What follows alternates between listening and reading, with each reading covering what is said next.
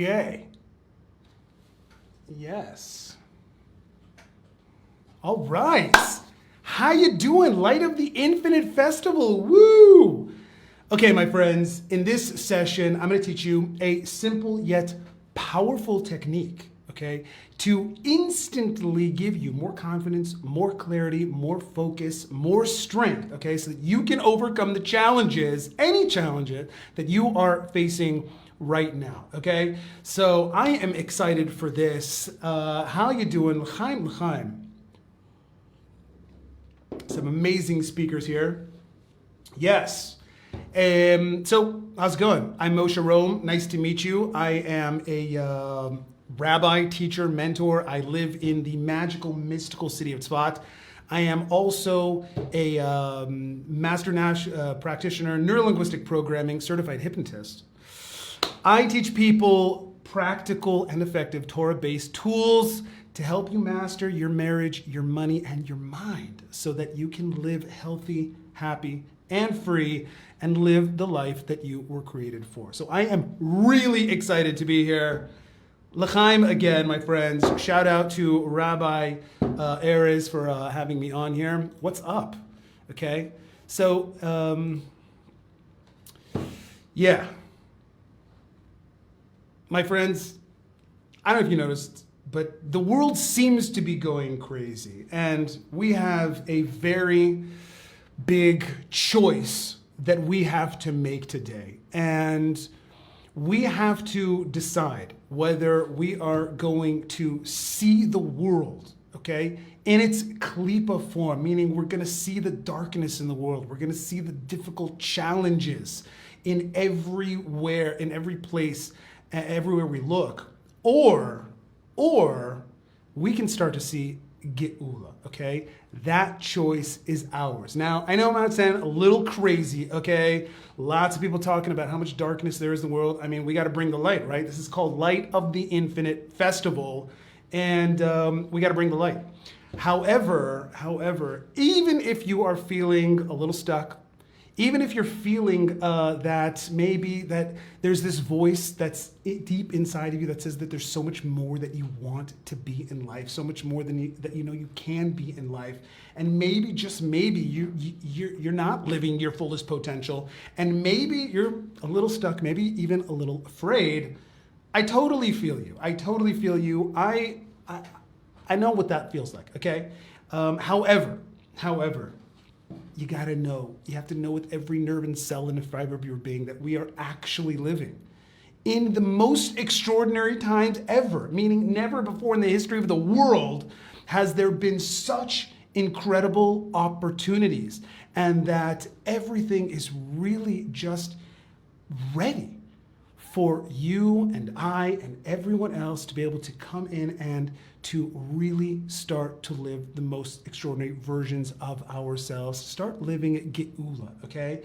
Now, I know that might sound a little crazy. You're like, excuse me, Rabbi, did you see the news today? Have you gone outside? Do you see the state of things as they are? I know.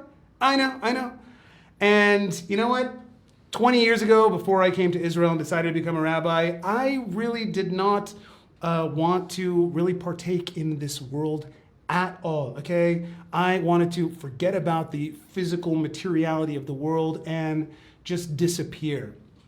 Truth is, I grew up in Beverly Hills, California, and shout out to my homies on the West Coast, and I left. I traveled around the world after college. I just could not see myself like staying in America, staying in LA, and I just saw that money was not the root of, money did not buy you love, certainly did not buy you happiness, and I figured, money is the root of all evil, as they say, so I left, went on a very long journey after college, traveled on the world for about 7 years, ended up living in a Buddhist monastery in the Himalayan mountains outside of Dharamsala, India for about a year, and I drank the Kool-Aid, okay? I drank the Kool-Aid, all right? I totally bought in to the Eastern philosophy, okay? That life is suffering, the truth of suffering, and that we, in order to live a happy life, that you have to remove yourself from the world, renounce the world. I totally bought into it. I saw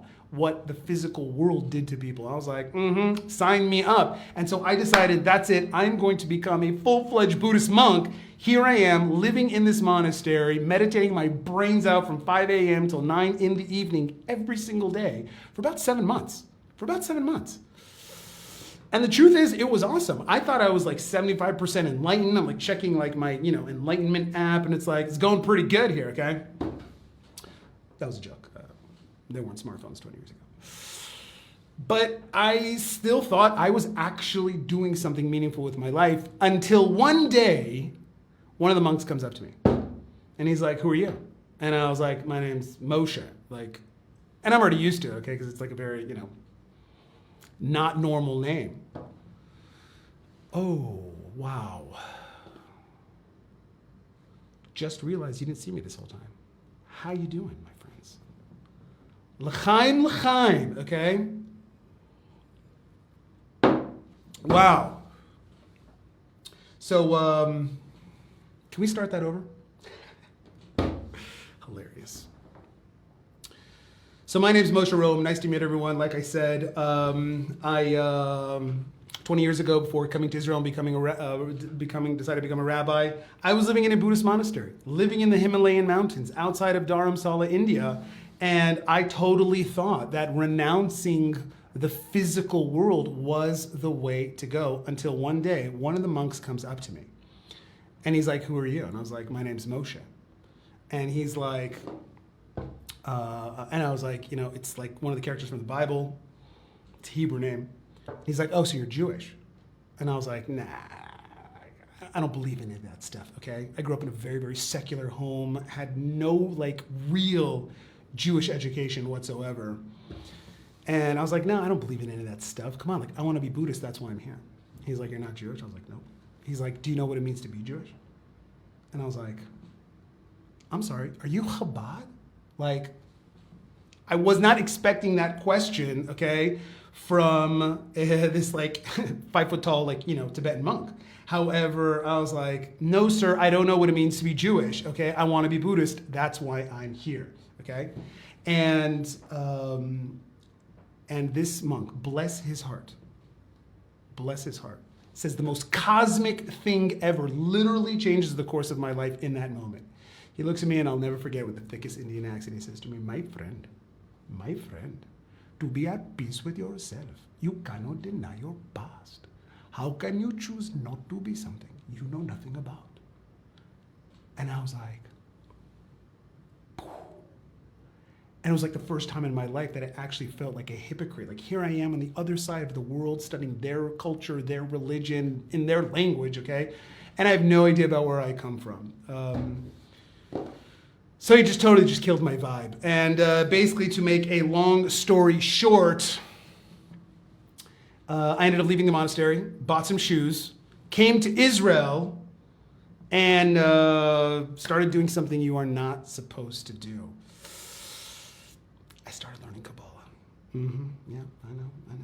Because everybody says, right? You can't learn Kabbalah until you are how old? Until you're 40. Until you're married, until you are a religious scholar, okay? Until you know the whole Torah backwards and forwards. My friend, this was over 20 years ago, okay? I was only 21 years old at the time. I certainly wasn't planning on getting married, and I knew almost nothing about Judaism, the Torah. Nonetheless, I had two things going for me. One, because my parents are Israeli, I knew Hebrew, so I didn't have to have anybody explain it to me. And two, I had a lot of chutzpah, so I didn't really ask anybody. And I remember walking through a yeshiva in Jerusalem, which will not be named. And I remember walking by one of the sections of books that's Kabbalah. And I was like, what's Kabbalah? I'd never heard of Kabbalah before. And there was this one guy walking by. And I was like, excuse me, what are these books? And he's like, oh, we don't learn those. I was like, what do you mean you don't learn those? He's like, no, we don't learn those. I was like, excuse me, aren't you religious? He's like, yeah. I'm like, aren't these religious books? He's like, yeah. I'm like, what do you mean you don't learn those? And he looks at me, I swear, and he says, no, we don't learn those. Those are the secrets of Torah. And I was like, where have you been all my life? Okay, I was like, get out of the way, Yankele. And I literally started pulling these books off the shelf myself. And because I knew Hebrew, I didn't really need anybody to translate. I started learning by myself. And even though I only understood 10% of what I was actually learning, that opened up this incredible romance between me and the Torah. And the more I started to learn, the more I started to immerse myself in these teachings, the more I started to fall in love with this path. And in my opinion, it was the most sophisticated and the most delicious spiritual system that you could possibly think of. And I'd studied a lot of them. And so basically, to make a long story short, that was about 20 years ago. Now I actually am over 40 and I'm married and I'm a rabbi. So I guess the joke's on me. But that path started to take me down this understanding of reality and what we're actually doing here. And unlike what I was learning in the East, that it's about renunciation, it's about trying to transcend your physical desires and needs for the world, that the Jewish path saw that the world is not a barrier for God, but that our goal is to bring godliness into the world, that the experience of God should be had within the physical world. And that was something that really, really resonated with me. And so when I was looking for teachers, okay, I need somebody to actually tell me, how do you actually be spiritual sitting in rush hour traffic, okay? How do you actually be holy while having a job, paying bills, raising a family, doing all that stuff? And so eventually I got turned on to the Hasidic masters. And eventually I discovered one of the greatest Hasidic masters of our generation, obviously the Lubavitcher Rebbe. And when I started to learn his teachings, I saw that there was something very, very, very wrong with what he was saying, okay? Because the entire Jewish world was saying that we are in a state of galut, we are in a state of darkness, we are in a state of choshech, kaful, mechupal, and that everything is difficult and hard and challenges galore. Whereas the Lubavitcher Rebbe was like, yeah, actually, we are on the brink of the greatest revelation since Mount Sinai. That the purpose and the culmination of creation, that God bringing, revealing his light in the world is about to happen. The Geula is here. And I was like, say what? That was a game changer for me, right? So the Lubavitcher Rebbe is saying that not only do we have the ability to actually not only did we actually reach a point in time that we are on the verge of the Geula Shlema, the absolute and total redemption of all of humanity, the revelation, infinite essence of God, but that every single one of us has the power to be able to live that right now. And that is an extraordinary thing. And so that basically set me down a path of, okay, well, how do you do that? Because, the reality that we're seeing is showing us that the world is absolutely nuts. And what are you talking about? Geula and the revelation of God's light? Come on, right?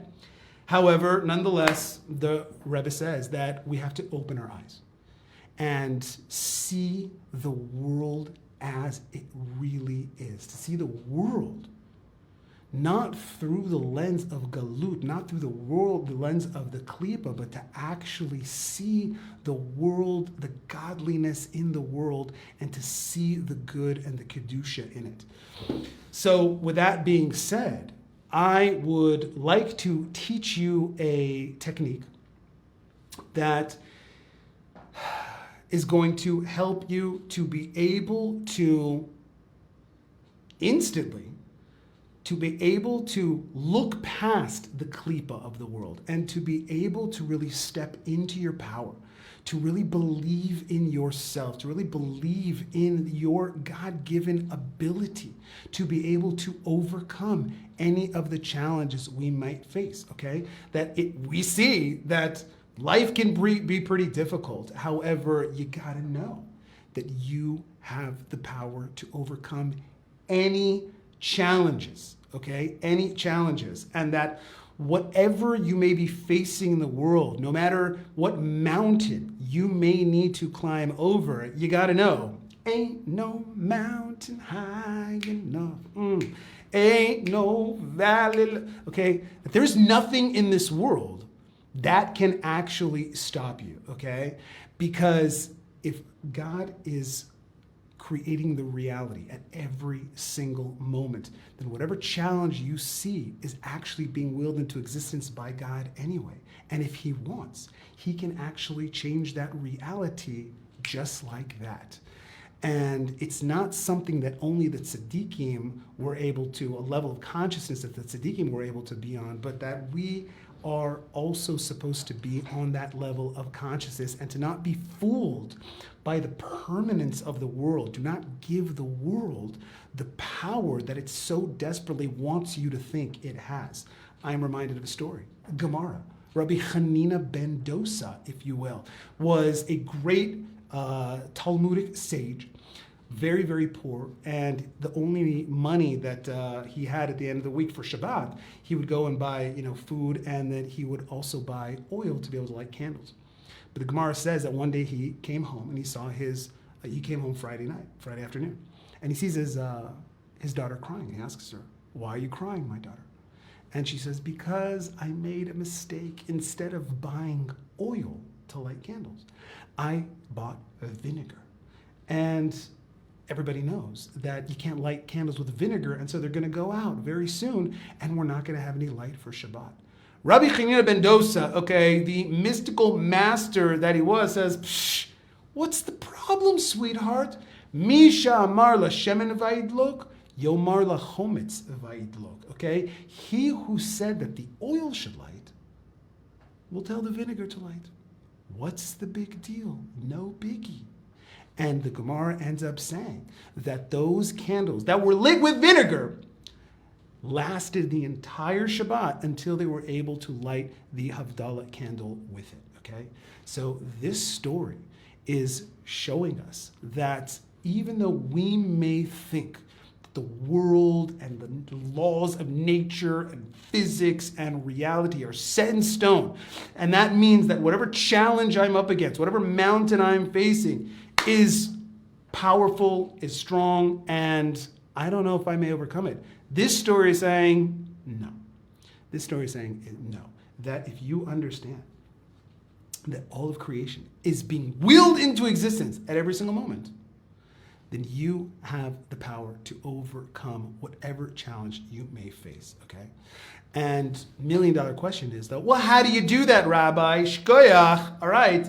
But, they say talk is cheap. And I'll be honest with you, it's one of the things that I struggled with for the last 20 years of rediscovering my Jewish spirituality, becoming more and more immersed in Torah, in the Jewish world. And I saw that Baruch Hashem, there is no lack of knowledge, okay? We know everything, essentially, all right? However, what I do see is a lack of practical application, and to be able to have exercises and techniques to actually be able to help us to really become that which Hashem wants us to be, to step into our greatness, to step into our power, and to not be afraid of any challenges that we may face, and to really live extraordinary lives. And you see in the world that these exercises and techniques and tools that a lot of people are talking about from non-Jewish sources and all kinds of new age modalities, NLP, CBT, TFT, ABC, 1, 2, 3.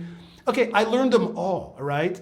And what I discovered is that when learning all these modalities, when I would go back into the books, I saw that the principles that these things we're talking about were actually spoken about in these Kabbalistic books, in the Hasidic books, and to be able to kind of unite and to unify the Torah principles with these practical applications, these practical exercises and techniques that we were learning, that I was learning in the world, is exactly the combo that I think this generation needs to actually be able to open our eyes and to be able to start living the absolute best versions of ourselves. So with that being said, my friends, l'chaim, let's learn something cool.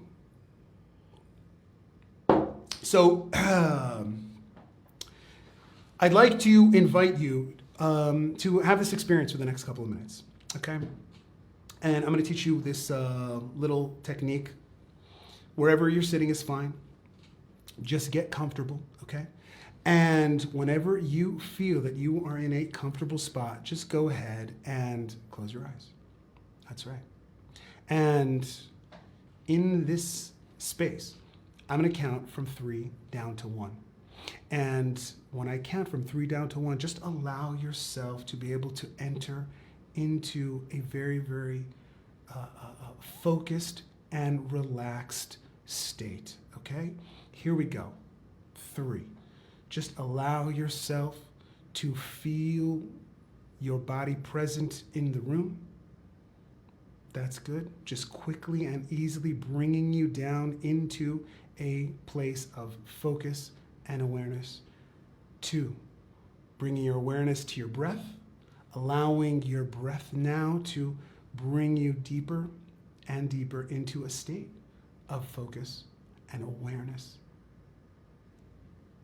Right here, right now. And as 1.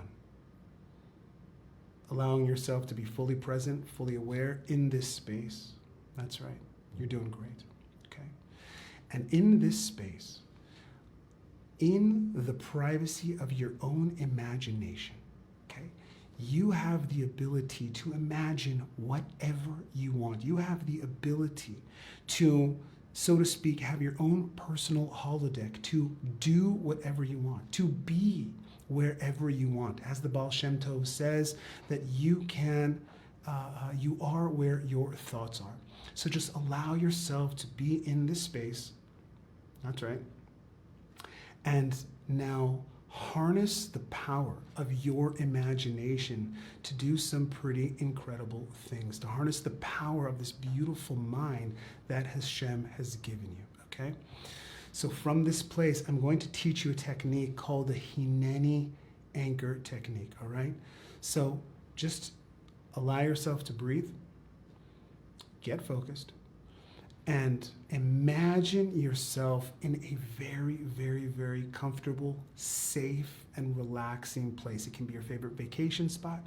It can be a moment in time you had with a family, with a loved one, with friends, wherever that is. It could be as simple as even the comfort of your own bed. There is no right, there is no wrong, okay? Just imagine you are now in this incredibly safe and protected space. That's right, you're doing great. And now in this space, I want you now to imagine the most powerful version of yourself. I want you to imagine yourself in a state of total confidence, total clarity, okay?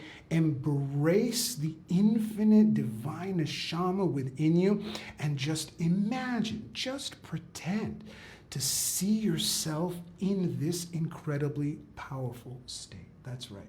And when you imagine yourself in this powerful state, we're going to now create this state as a resource, as an anchor, as a trigger that you will be able to activate whenever and wherever you are, so that no matter what challenge you may be facing, you will instantly be able to step into this powerful state and to be able to have the clarity and the focus and the courage to be able to overcome whatever it is that you're facing. So now just imagine being in this very powerful state.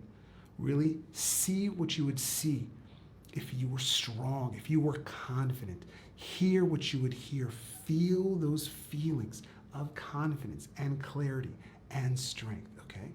And now to anchor this in, to be able to create this as a resource, just do me a favor and take one nice deep breath in. Fill those lungs up with air, hold it for a moment, and as you exhale, imagine the word hineni. That's right, the Hebrew word hineni means I am here. It is a very powerful word, a word that when God summoned Abraham to take his son Yitzhak to the mount, and he called out to him, Vayomer Abraham, and Abraham said, hineni.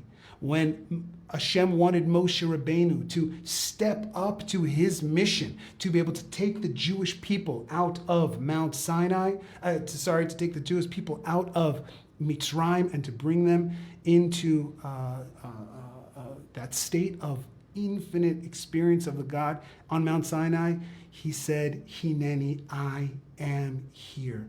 And so this word is a very, very powerful word that we can use to really reactivate the infinite power inside of us. It's as easy as taking one deep breath in, hold it for a moment, and as you exhale, imagine the word hineni, I am here, and feel that strength, feel that power coursing through every nerve and cell and every fiber of your being, knowing that you have this infinite neshama and that Hashem has given you this incredible strength.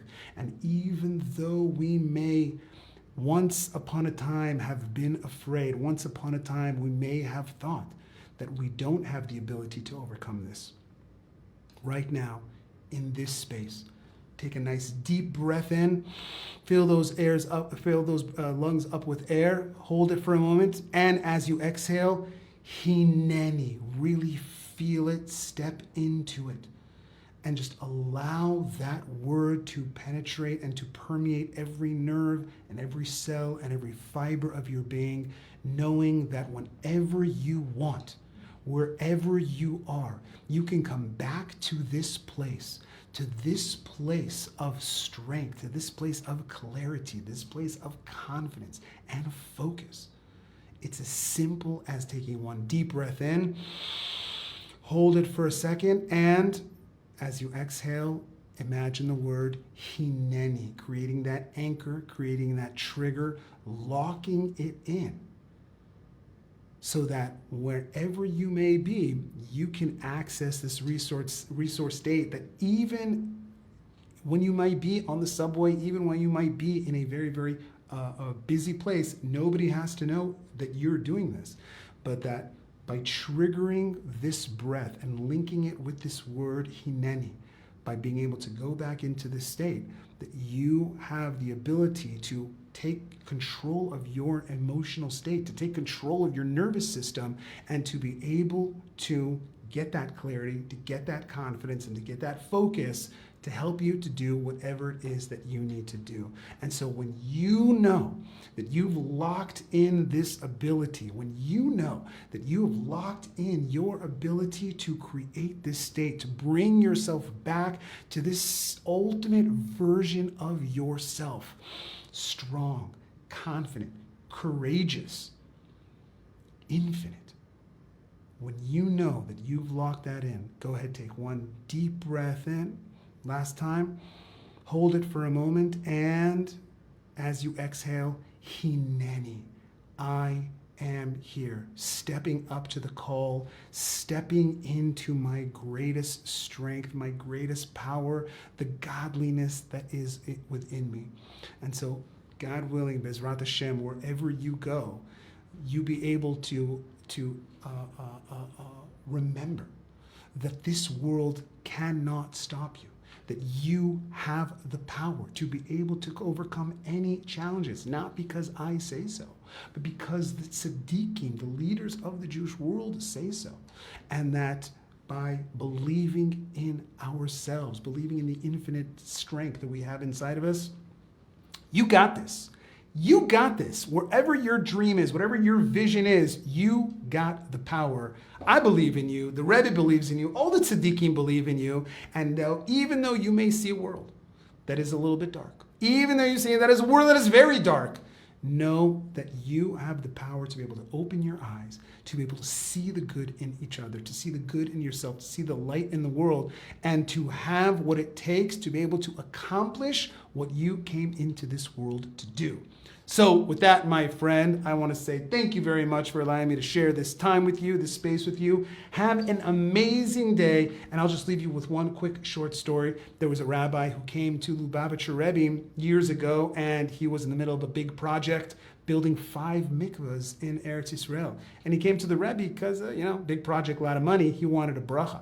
So he comes to the Rebbe, and he's kind of proud of himself. He says, Rebbe, we're building 5 mikvahs in Bnei Brak, in Eretz Yisrael. And the Rebbe says to him, why only 5? And the rabbi says to him, well, Rebbe, we're doing everything that's possible. And the Rebbe looks at him and says, why are you doing everything that's possible? You should be doing everything that's impossible. Because to do what's possible is within the laws of nature. And why should a Jew be limited by the laws of nature?